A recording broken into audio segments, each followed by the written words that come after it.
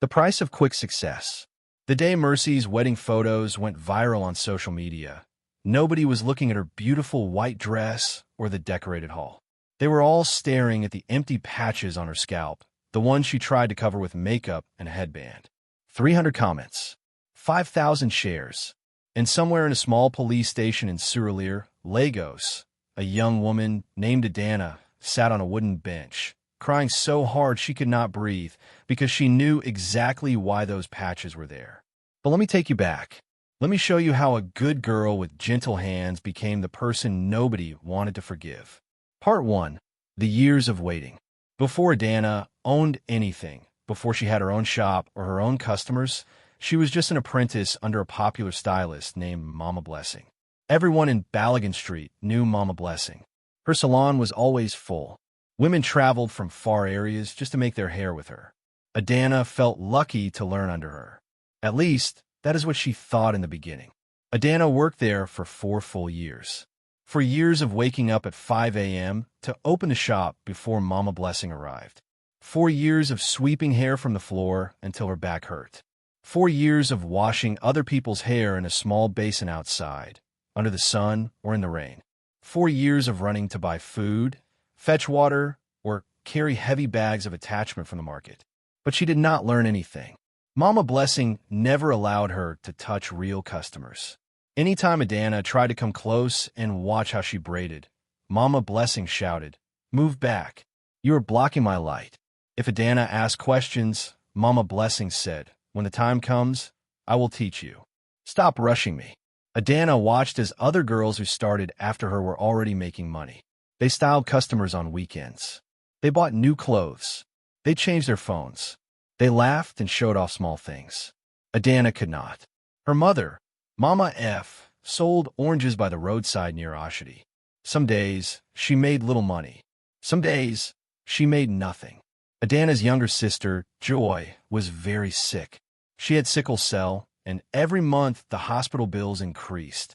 Sometimes the family slept without eating anything. Sometimes Adanna trekked from Surulere to Yaba just to save 200 naira transport. But Adanna did not complain. She believed that one day, Mama Blessing would finish her training, settle her, and she would finally become a professional hairstylist. She believed her suffering had a purpose. She told herself every night, "Just wait, small. Your time is coming." Then one rainy season, everything changed. Mama Blessing fell seriously sick. Nobody knew what was wrong with her, but she could not work. She closed the salon for 2 whole months. She did not pay any of the apprentices. She just told them, "Go home and wait. When I recover, we will continue." Those 2 months broke something inside Adanna. She stayed at home every day with nothing to do and nowhere to go. No money, no hope, no plan. She tried helping her mother sell oranges at the roadside, but it was not enough. The rent was due. Joy needed drugs. School fees was hanging on their neck like a rope. One evening, Adanna sat outside their small room in the Face Me I Face You compound, staring at nothing. Tears rolled down her face quietly. She did not wipe them. She just let them fall. A neighbor, Uncle James, saw her and sat beside her. "Adanna, what is worrying you?" he asked gently. She did not answer immediately. Then she said, "Uncle, I am tired. I don't know what I'm doing with my life. I have wasted 4 years, and I have nothing to show for it." Uncle James nodded slowly. "If you are waiting for Mama Blessing to settle you or certify you, my sister, you may wait tire. That woman has been using apprentices for over 10 years. How many of them have their own salon today? If you know you can do this work, start small. Nobody starts big." That night, Adanna could not sleep. She kept thinking about Uncle James's words. She kept thinking about Joy's hospital bills. She kept thinking about her mother's tired face. By morning, she had made a decision. She counted all the money she had saved over the years. It was not much, only 47,000 naira. But it was something. She went to Balogun Street and rented a very small wooden shop at the far end, the one nobody wanted because it was beside the gutter. The rent was 15,000 naira per month. She used the rest of the money to buy one standing mirror, one plastic chair, one stool, basic hair products, and she borrowed a small dryer from a church member. The shop was tiny. The mirror had a small crack at the corner. The chair was old and made a sound when you sat on it, but it was hers. She cleaned it herself. She arranged everything herself. And on a bright Saturday morning, she opened her salon. She wrote a sign with marker on cardboard and hung it outside. Adanna Hair Touch, neat and affordable. She stood at the door that first day, waiting for customers, with her heart beating fast. She told herself, I will do everything to make this work. I will not fail. She did not know that this promise would later push her into a decision she could never take back. Part 2. The problem nobody talks about. Adanna expected that once she braided hair for people, they would return again and again. That is how she believed business worked. That is what made sense to her. Her first week was slow, but not bad. A few neighbors came. Some church members came. Some people just passing by saw the sign and stopped. She did not rush them. She did not talk too much. She just braided their hair with patience and care, the same way she always dreamed of doing when she was still sweeping floors for Mama Blessing. When each customer stood in front of the mirror and saw how neat their hair looked, they smiled. One woman said, Adanna, you have soft hands. Oh, this is very fine. I will come back. Another one said, ah, this is too neat. Let me take picture. Someone even said, I will tell my sister to come next week. Those words made Adanna's heart feel light. She believed she was finally walking into her future. But 3 weeks passed, and none of them came back. She waited every day. She cleaned the shop. She arranged the mirror. She sat on the plastic chair from morning until evening, just waiting. But nobody returned. At first, she thought maybe they were busy. Maybe they were planning to come back when their hair got rough. She kept hoping, but then she started seeing them outside. In church, at the market, at the bus stop, walking on the street. Anytime she greeted them, they replied with joy. Adanna, my dear, how now? Fima, how is the hair? Ah, the hair is still very neat, oh. I'm still carrying it. It has not spoiled at all. Almost 1 month, and I never change am. You did well. They said it like it was good news, like they were praising her. But to Adanna, it was becoming a serious problem. People love her work so much that they did not need to come back soon. Some carried the hair for 3 weeks, some for 1 full month. Her hands were neat, but her shop was empty, and reality began to press her chest. Her rent was counting down. She needed to restock products. Transport to and from Yaba every day was adding up. Food was a problem. Her mother was struggling. Joy's hospital appointment was coming, and they needed 12,000 naira for tests. Adanna had no side business, no boyfriend sending her money, no family member abroad, nothing. She tried reducing her prices, but that only brought people who braided once and disappeared for weeks. She tried offering free hair wash for returning customers, but they were not returning fast enough to enjoy it. One rainy evening, after sitting alone in the shop all day with only one customer, Adanna rested her head on the small table in front of the mirror. She looked around the wooden shop she had built with her last savings, and fear entered her heart. Real fear. What if this salon closes? She whispered to herself. What if I fail like this? What if all those years under Mama Blessing were just a waste? How will my family survive? That night, she lay on her mat at home, staring at the ceiling.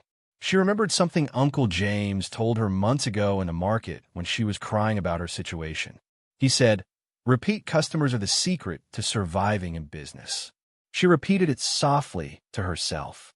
Repeat customers. Repeat customers. She did not sleep that night. Her mind kept asking the same question over and over. How do I make them come back faster? Part 3. The first dangerous idea. After many more slow days, Adanna started paying attention to how other stylists in the area were surviving. She noticed something strange. Some salons were always busy, even when their work was not as neat as hers. Some customers kept going back to the same stylist every week or two, even when they complained that the braids were too tight or painful. They still returned. That confused her. Why are people going back to rough work, but not coming back to my neat work? One afternoon, she went to buy hair cream at a beauty supply shop on Adanna Street. While she was waiting for the seller to attend to her, she overheard 2 hairstylists talking and laughing near the door. My customers no day waste time, oh, one of them said proudly. They always come back sharp. Nah, because your braids no day last nah. The other one replied, laughing. You know the thing way you day use. They laughed again and walked away. Adanna stood there quietly, but those words stayed in her head. She did not understand it fully, but something about it made her think. That night, she sat with her mother in their small sitting room. Mama F was peeling cassava for Gary. She did not know anything was troubling her daughter. She only said, Adanna, do not give up. God will bless your handwork. Adanna nodded, but her mind was somewhere else. She kept thinking, what will make customers come back? What will make their hair get old quickly? What will make them need me again? Then she remembered something from her days with Mama Blessing. She remembered a day when Mama Blessing threw away a half-used container of relaxer and said, this one is too strong. If I use it anyhow, it will cause serious itching. Adanna saw it that day, but did not think about it.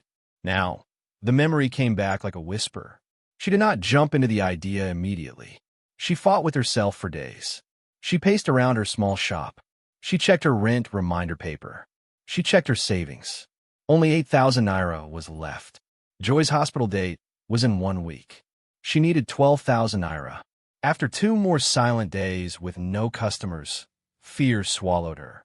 If I do not do something now, this shop will close. I will lose everything. She went to market and bought a small jar of hair relaxer. She told herself she was not trying to damage anybody's hair.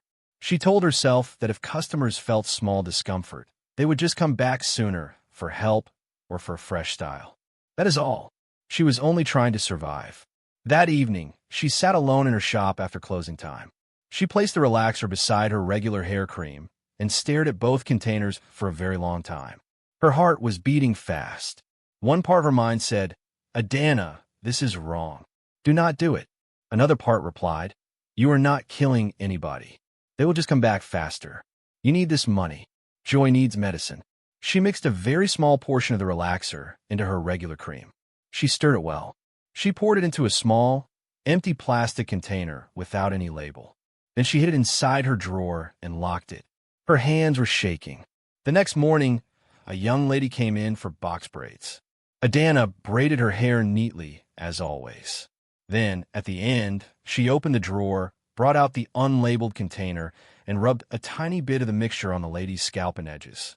She smiled and said her usual line, this one will make it last and shine well. The lady smiled, paid her money, and left happily.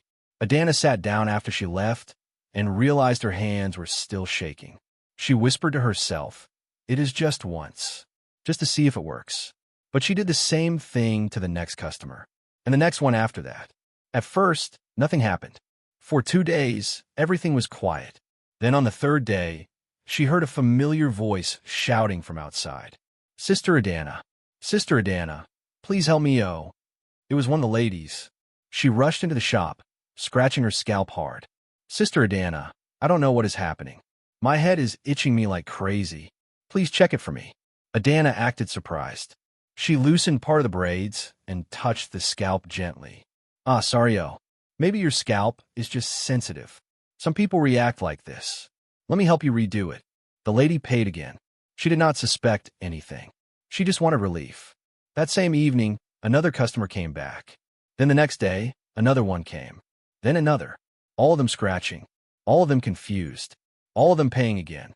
Within 3 weeks, Adanna's salon was full almost every day. Her pocket was no longer empty. She paid Joy's hospital bill. She sent money to her mother. She restocked her products. She even bought a small standing fan for the shop. People started calling her the caring stylist because she never turned anyone away, no matter the time. They did not know that the caring stylist was the one causing their problem. And because Adanna had tasted success, she wanted more. Part 4. When greed takes over. Since the first mixture brought customers back quickly, Adanna believed that using more would bring even faster results. She started experimenting. A little more relaxer this time, then a bit more the next time. Then she added other chemicals meant only for hair strands, not for scalp. She told herself she was still in control. She told herself nothing serious would happen. She told herself it was just business strategy. But she was lying to herself. One afternoon, A customer named Patience returned after only 2 days, crying softly. "Sister Adanna, my hair is not just itching. It is paining me. Please check and well. When Adanna loosened part of the braids, she saw something that made her heart skip. A small patch of hair was missing. Just a small bald spot, the size of a 10 naira coin. Her hands froze, but she forced herself to stay calm. She smiled and said, it is nothing serious. Maybe you scratched too hard. Let me just braid this part gently." Patience believed her. She paid and left. Adanna sat down after she left and felt something cold move through her body. But she pushed the feeling away. It is just one person. It will grow back. That same week, another lady came back with small red bumps on her scalp. Another one said she was seeing small pieces of broken hair on her pillow every morning. Another one said her edges were getting thinner. Still, nobody suspected Adanna. They kept trusting her. They kept returning. They kept paying. Adanna should have stopped, but money that comes easily feels too sweet to let go. And stopping meant starting from zero again. She could not imagine going back to waiting for customers. She could not imagine struggling again. What she did not know was that someone had started watching her very carefully, and that silence was more dangerous than any complaint. Part 5. The Quiet Observer. Among all the women visiting Adanna's salon, there was one lady named Ruth. She was not loud. She did not gossip. She did not like crowded places or long conversations. She only came because her co-worker recommended Adanna. Ruth braided her hair and left satisfied. The hair was neat. She praised Adanna like everyone else. But 3 days later, Ruth came back with serious discomfort. She was not shouting or crying like the other customers. She was just calm and observant. "Sister Adanna, my scalp is reacting," she said quietly. "Please check it for me." As Adanna touched her hair, Ruth watched her. She watched Adanna's face. She watched her hands. She watched her eyes.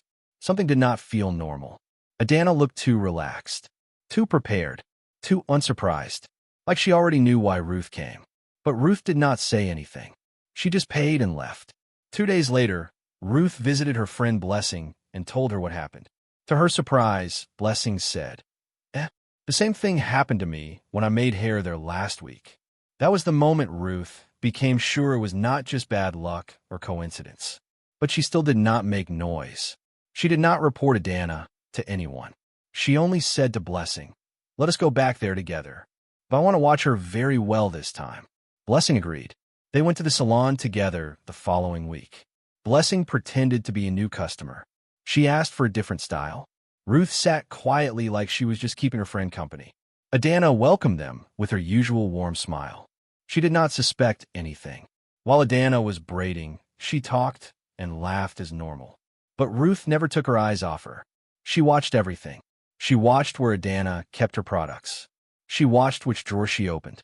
She watched how Adanna stepped to the side at the end and brought out a small, unlabeled container, not like the labeled products on the shelf. Ruth said nothing. She just kept watching. When Adanna finished braiding Blessing's hair, she stepped toward the small drawer again, opened it carefully, and brought out the same white container. She was about to apply the cream directly to Blessing's scalp when Ruth stood up. "Stop!" The whole salon went silent. Adanna froze. Her hand was still in the air, holding the container. Ruth's voice was calm but firm. "What is inside that cream?" Adanna's smile disappeared. Her hands started shaking. She forced a nervous laugh. It is just normal hair cream." Ruth stepped closer. "Then why is it not labeled like the other products on your shelf? And if it is normal, why do you not use it on your own hair?" Blessing immediately touched her scalp. "So, this is what you used on me last time?" 2 other customers who were waiting outside heard the noise and rushed in. "What is happening? One day inside that cream." The pressure was building. More people gathered. Adanna had nowhere to run. No lies sounded believable. Someone shouted, "Open the container, let us see." Another person said, "If not normal cream, use them for your own hair now." Adanna's breathing changed. Her palms were sweating. She held the container tightly, like she was afraid to let it go. Her eyes filled with tears. Finally, she broke. I am sorry," she whispered. "Please, I did not mean to harm anybody." The whole salon exploded. Some women screamed. Some started crying. Some touched their hair in shock. Someone outside shouted, "Call police." Within minutes, a crowd formed. Neighbors came. Shop owners came. People passing by stopped to see what was happening. Adanna stood in the middle of it all, crying and shaking. 2 police officers arrived in less than 15 minutes. They took Adanna away. The salon that was once full of noise, laughter, and customers became completely silent. Part 6. The Police Station. At the police station, Adanna sat on a plastic chair with swollen eyes and shaking hands. She did not argue. She did not try to defend herself. She just cried quietly. The officer on duty, a calm man with gray hair, asked her to explain everything from the beginning. Adanna took a deep breath. Then she told her full story. From Mama Blessing, to the struggle, to the bills, to Joy's sickness, to Uncle James's advice about repeat customers. She did not hide anything. The officer listened and wrote silently. When she finished, he looked at her and said, "You wanted progress, but your method was completely wrong. In business, shortcuts always have consequences." Adanna lowered her head. Tears dropped on her palms. Later that evening, Mama F arrived at the station. She was crying and holding her wrapper tightly. "Adanna, why? Why did you not tell me you were suffering like this? We would have found another way." Adanna cried even harder. She wished she could go back in time and stop herself before it all started. After hours of pleading and negotiation, the officers allowed her to stay in a holding room instead of the main cell, but only for one night. Community leaders promised to mediate if the victims agreed to settle. But the biggest shock came the next morning when Uncle James walked into the station. He looked disappointed. His face was sad. "Adanna, what happened?" he asked quietly. Adanna stood up with shaking legs and rushed to him. "Uncle, you told me repeat customers are the secret. I was only trying to survive. I did not want my salon to die." Uncle James stared at her for a long, painful moment. Then he said something that broke her completely. "Adanna, when I said repeat customers, I meant build trust and relationship with people. Treat them well. Be honest. Give them quality. Then they will come back on their own. I never, ever meant you should hurt them." Adanna felt like the ground opened under her feet. She realized she had followed the words, but not the meaning. She had taken advice and turned it into something evil. Uncle James continued, his voice heavy with disappointment. "Yes, business is hard. Yes, competition is everywhere. But if your success destroys other people, it will eventually destroy you too." More tears poured down Adanna's face. She whispered, "I am sorry. I did not think it would turn like this." Uncle James shook his head slowly. "You have talent, Adanna. Real talent. But talent without patience becomes poison." Those words stayed in Adanna's chest like a permanent scar. Part 7. The Victims Speak. With the help of community elders and church leaders, a meeting was arranged. Adanna had to face all the women she had harmed. They gathered in a community hall, about 15 of them. Adanna sat at the front with her head down. One by one, the women stood up and spoke. The first woman said, "I lost my job because of what you did to my hair. My manager said I looked unprofessional with patches on my head. I have 3 children. How do I feed them now?" The second woman said, "My husband's family mocked me. They said I was doing juju on myself. They said I was careless. Nobody believed it was the hairstylist." Another woman, a young lady, stood up crying. "I spent 25,000 naira on treatment. That was my school fees for next semester. Now I have to defer." Then a woman in her 50s stood up. Her voice was shaking with anger. "My daughter is getting married next month. I wanted to look good for her wedding. Now I have to wear a wig because my hair is scattered. You stole my dignity." Adanna could not lift her head. Each word was like a stone hitting her chest. She wanted to disappear. Finally, the last woman stood up. It was Patience, the one who had the bald patch. She was quiet for a moment. Then she said, "Sister Adanna, I trusted you. I told my friends about you. I defended you when people said other stylists were better. And you were poisoning me." Adanna sobbed loudly. "I am sorry. I am so sorry." The room was silent for a long time. Then one of the elders spoke. "Adanna will pay for medical treatment for everyone affected. She will also compensate for any financial loss, and she must close that salon. Adanna nodded. She had no choice. After hours of discussion, the women agreed not to press full charges, but only after Adanna signed an agreement to pay them back in installments and never practice hairstyling in that area again. Part 8. The visit that changed everything. Adanna returned home that evening, broken. Her mother did not speak to her for 2 days. Joy, her younger sister, just stared at her with confusion and sadness. On the 3rd day, there was a knock on their door. Adanna opened it. Standing there was Mama Blessing. Adanna almost collapsed. Mama Blessing walked in slowly and sat down. She looked older, tired. Mama F brought water for her, but the air was tense. Mama Blessing looked at Adanna for a long time. Then she said, "I heard what happened." Adanna knelt down immediately. "Ma, I am sorry. I have disgraced myself. I have disgraced your name." Mama Blessing sighed deeply. "Adanna, stand up." Adanna stood, tears running down her face. Mama Blessing continued, "Do you know why I never allowed you to touch customers for 4 years?" Adanna shook her head, confused. "Because I was protecting you," Mama Blessing said quietly.